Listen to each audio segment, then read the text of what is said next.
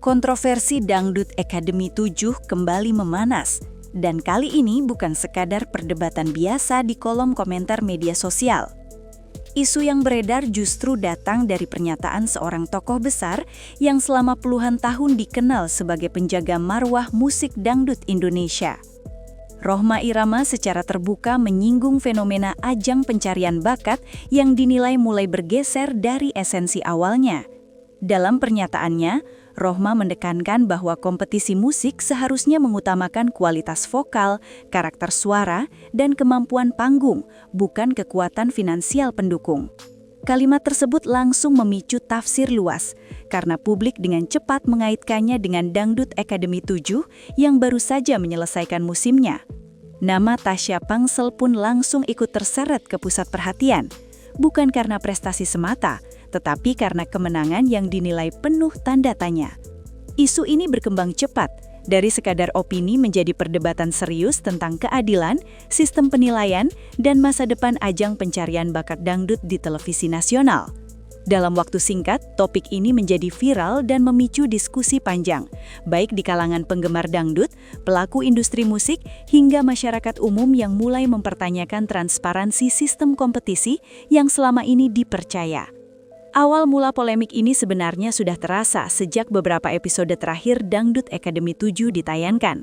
Sejumlah penonton mulai menyadari adanya ketimpangan antara kualitas penampilan peserta dengan hasil akhir yang diperoleh. Beberapa peserta tampil konsisten secara vokal, teknik, dan penguasaan panggung, namun harus tersingkir lebih awal.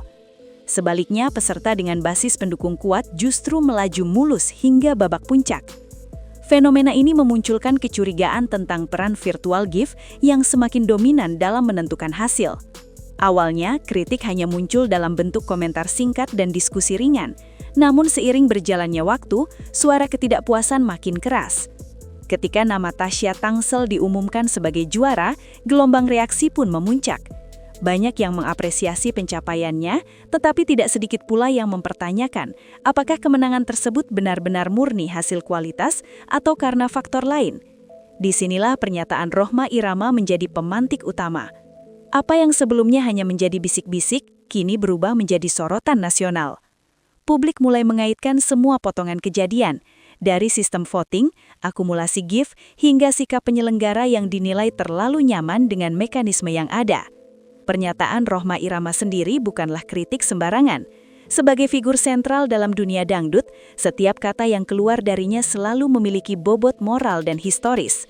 Dalam nada tegas namun terukur, Rhoma menegaskan bahwa musik dangdut lahir dari perjuangan, bukan dari transaksi. Ia menyinggung bahwa ketika kompetisi musik terlalu mengandalkan GIF, maka esensi seni akan terkikis perlahan. Walau tidak menyebut nama secara eksplisit, konteks yang disampaikan membuat publik langsung mengarah pada DA7 dan kemenangan Tasya Tangsel. Reaksi pun tak terelakkan. Media sosial dipenuhi potongan pernyataan, analisis, hingga spekulasi. Banyak yang menganggap Rhoma sedang membela kualitas dan integritas dangdut, sementara sebagian lainnya menilai kritik tersebut bisa berdampak pada mental juara dan fansnya. Namun satu hal yang tidak bisa diabaikan, pernyataan ini membuka diskusi besar yang selama ini seolah dihindari. Rhoma Irama seakan mengingatkan bahwa popularitas dan uang tidak boleh menjadi penentu utama dalam kompetisi seni. Kritik ini bukan serangan personal, melainkan alarm keras tentang arah industri hiburan yang semakin pragmatis dan menjauh dari nilai artistik. Di tengah derasnya perdebatan, posisi Tasya Tangsel menjadi sangat kompleks. Di satu sisi, ia adalah peserta yang berhasil mencapai puncak kompetisi dan tentu saja layak mendapat apresiasi atas kerja kerasnya. Namun di sisi lain, ia harus menghadapi tekanan besar akibat narasi yang berkembang di luar kendalinya. Banyak pendukung yang membela Tasya dengan menyebut karakter vokalnya unik, pembawaannya kuat, dan performanya stabil. Namun kritik tetap bermunculan, mempertanyakan apakah keunggulan tersebut cukup signifikan dibanding peserta lain yang juga tampil konsisten. Tasya seolah berada di antara dua arus besar, pujian dan keraguan. Situasi ini memperlihatkan bagaimana sistem kompetisi dapat mempengaruhi persepsi publik terhadap seorang pemenang. Ketika sistem dipertanyakan, maka hasil akhir pun ikut diragukan. Dalam konteks ini, Tasya bukanlah penyebab utama polemik, melainkan simbol dari masalah yang lebih besar. Sorotan yang terlalu tajam justru menunjukkan bahwa sistem kompetisi memiliki dampak langsung terhadap citra dan legitimasi peserta, bahkan setelah ajang berakhir.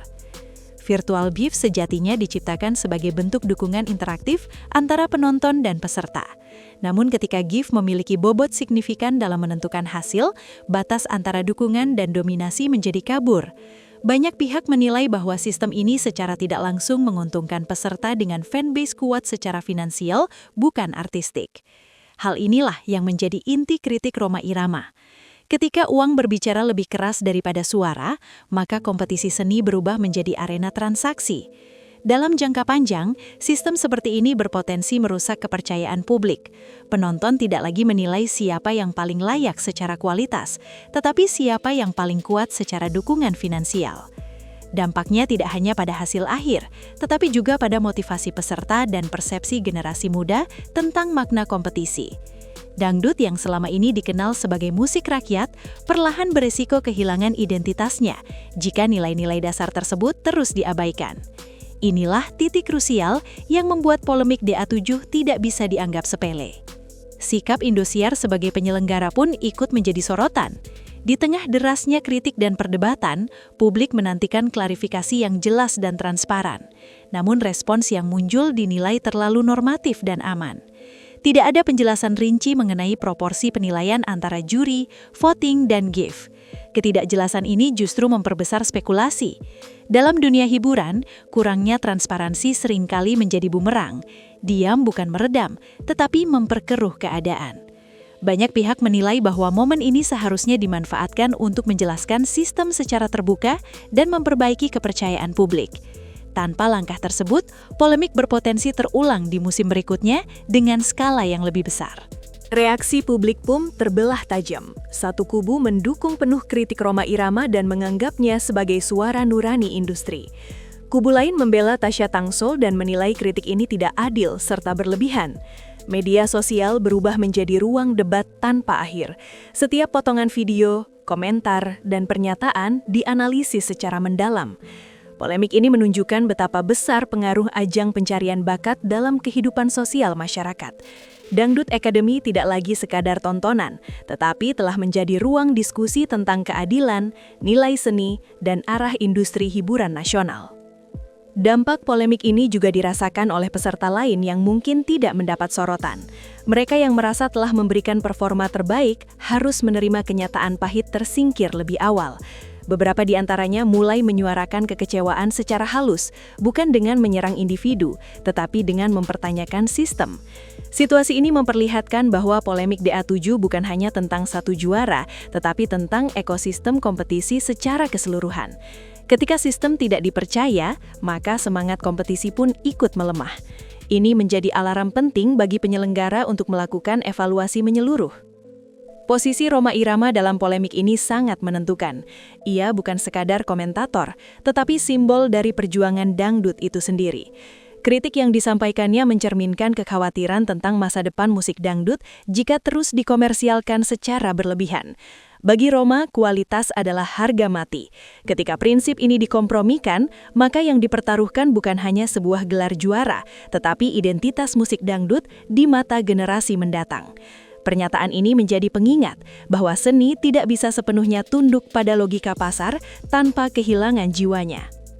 Pada akhirnya, polemik DA7 ini menyisakan satu pertanyaan besar tentang arah ajang pencarian bakat di Indonesia. Apakah kritik ini akan menjadi titik balik menuju sistem yang lebih adil dan transparan, atau justru berlalu tanpa perubahan berarti? Jawabannya ada pada penyelenggara dan respons mereka ke depan. Satu hal yang pasti, diskusi ini telah membuka banyak pihak bahwa kualitas dan integritas tidak boleh dikalahkan oleh popularitas semu. Dangdut adalah suara rakyat, dan suara itu seharusnya dihargai karena kualitasnya, bukan karena kekuatan GIF. Terima kasih sudah menonton, temukan video menarik lainnya di playlist channel kami.